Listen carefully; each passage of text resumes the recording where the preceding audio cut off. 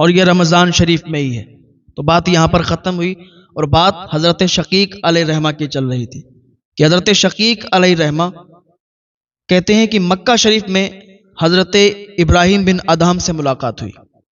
حضرت ابراہیم بن ادہم ایک کونے میں بیٹھے رو رہے تھے، زار و قطار رو رہے تھے۔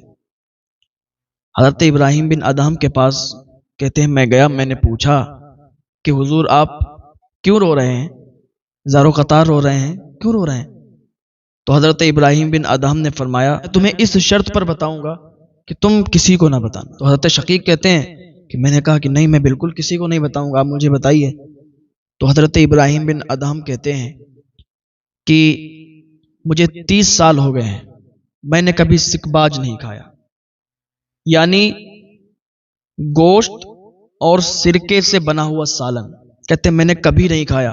میری آرزو، میری تمنا بہت تھی کہ میں یہ کھاؤں، بہت آرزو، بہت تمنا تھی، لیکن میں نے اپنے نفس کو مارا، میں نے اپنے نفس پر کنٹرول کیا۔ 30 سال سے مجھے کھانے کی طلب لگ رہی ہے لیکن میں نے نہیں کھایا۔ کہتے ہیں میں ایک دن سو گیا، میری آنکھ لگی تو کیا دیکھتے ہیں، ایک نوجوان اور خوبصورت نوجوان ایک پیالے میں سکباج لایا اور مجھے لا کر دیا اور کہا ابراہیم بن ادہم اسے کھا لو۔ حضرت ابراہیم بن ادہم کہتے ہیں کہ میں نے کہا کہ نہیں، میں یہ نہیں کھا سکتا، میں نے 30 سالوں سے کبھی کھایا نہیں، تو میں آج کیسے کھا لوں؟ میں اپنے نفس پر کنٹرول کر رہا ہوں، میں اس کو نہیں لے سکتا، میں اس کو نہیں کھا سکتا۔ تو اس نوجوان نے کہا کہ ابراہیم بن ادہم یہ بھی تو اللہ کی عطا کردہ چیز ہے، اللہ کی عطا کی ہوئی ہے، آپ اس کو انکار کر رہے ہو۔ تو حضرت ابراہیم بن ادہم کہتے ہیں میں نے کہا کہ وہ الگ چیز ہے، ساری چیزیں اللہ کی عطا کی ہوئی ہیں اور ہم شوق سے کھاتے ہیں، ساری سبزیاں، ساری چیزیں اللہ نے عطا کی، ہم کھاتے ہیں، لیکن اس چیز سے ہم نے اپنے نفس پر کنٹرول کیا ہے کہ یہ چیز کبھی نہیں کھائیں گے، کہ یہ اللہ پاک نے تمہارے لیے بھیجا ہے، یہ سکباج میں تمہارے لیے لایا ہوں، اللہ پاک نے بھیجا ہے اور میں خضر ہوں۔ حضرت ابراہیم بن ادہم کہتے ہیں کہ وہ خضر علیہ السلام تھے، جیسے کہ حضور غوث پاک رضی اللہ تعالی عنہ نے قسم کھائی کہ میں نہ تو کھاؤں گا نہ تو پیوں گا۔ ایک وقت وہ آیا کہ اللہ رب العزت نے آپ کو کھلایا پلایا۔ اعلیٰ حضرت فرماتے ہیں کہ قسمیں دے دے کے کھلاتا ہے پلاتا ہے وہی، پیارا اللہ تیرا چاہنے والا تیرا۔ تو حضرت ابراہیم بن ادہم نے جب یہ سنا کہ وہ خضر علیہ السلام ہیں تو حضرت ابراہیم بن ادہم نے کہا کہ کیا یہ آپ ہمارے لیے اللہ رب العزت کی طرف سے لائے ہیں؟ تو حضرت خضر علیہ السلام کہنے لگے کہ ہاں بالکل، اللہ رب العزت نے تیرے لیے بھیجا ہے، تو نے 30 سال سے یہ اللہ رب العزت کی رضا کے لیے چھوڑ دیا، اللہ رب العزت کی رضا کے لیے تو نے اپنے نفس پر کنٹرول کر کے اسے کھانا چھوڑ دیا، تو نے نہیں کھایا، تو اللہ پاک نے تیرے لیے بھیجا ہے کہ جاؤ آج میرے بندے کو سکباج کھلاؤ، آج میرے بندے کو کھلاؤ۔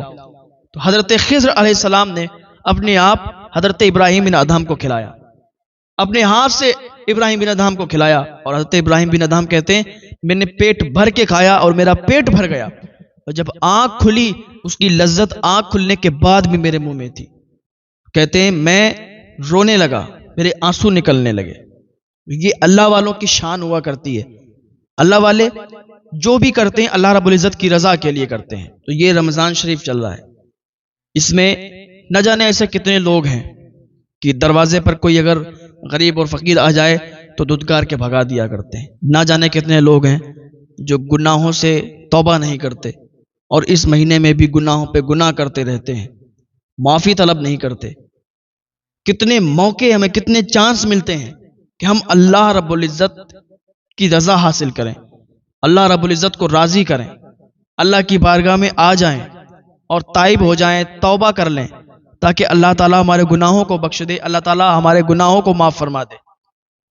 اللہ فرماتا ہے قل ان کنتم تحبون اللہ فاتبعونی یحببکم اللہ، محبوب تم فرما دو لوگوں سے کہ اگر تم اللہ کو دوست رکھتے ہو تو میری فرما برداری کرو، اللہ تمہیں دوست رکھے گا، تمہارے گناہوں کو بھی بخش دے گا، اور اللہ بخشنے والا مہربان ہے۔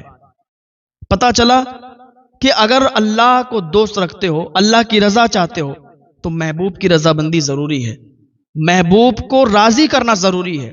محبوب کی اتباع کرنا ضروری ہے. محبوب کی رضا میں ہی اللہ کی رضا ہے، کیونکہ زمانہ خدا کی رضا چاہتا ہے اور خدا مرضی مصطفیٰ چاہتا ہے. تو ہمیں چاہیے کہ ہم حضور کے بتائے ہوئے راستے پر چلیں، حضور کی بتائی ہوئی باتوں پر عمل کریں. اگر ہم حضور کے بتائے ہوئے راستے پر چل کر دنیا سے رخصت ہوئے، حضور کی باتوں پر عمل کرتے ہوئے اور اس دنیا سے رخصت ہوئے، تو ہماری دنیا بھی سنور جائے گی اور ہماری آخرت بھی سنور جائے گی. اللہ پاک ہم سب کو نیک عمل کرنے کی توفیق عطا فرمائے.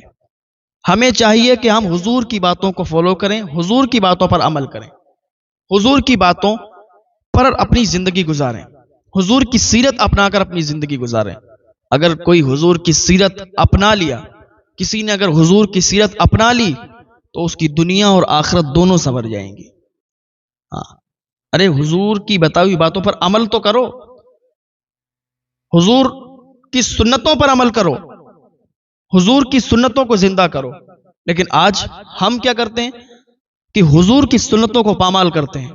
کتنے لوگ ہیں جو اپنی داڑھی کو کاٹ کر اور نالی میں بہاتے ہیں. کیا یہ حضور کی سنت نہیں ہے؟ یہ حضور کی سنت ہے.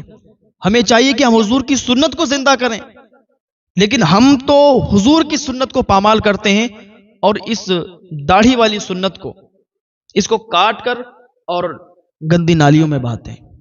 نہ جانے کتنے لوگ اور نہ جانے کتنوں نے توبہ کی ہے اور داڑھی رکھی ہے، آج ان کے چہرے کتنے حسین اور خوبصورت دکھتے ہیں. آپ اللہ کے اس نور کو سجا کر دیکھیں، حضور کی سنت کو زندہ کر کے دیکھیں، پھر دیکھیں کہ آپ کا چہرہ بھی کتنا خوبصورت ہو جاتا ہے، آپ کے چہرے پر کتنا نور آ جاتا ہے. السلام علیکم ناظرین، اسی طرح کے اسلامک ویڈیو دیکھنے اور سننے کے لیے ہمارے چینل کو سبسکرائب کریں. جزاک اللہ خیرن جزا. السلام علیکم ورحمۃ اللہ وبرکاتہ.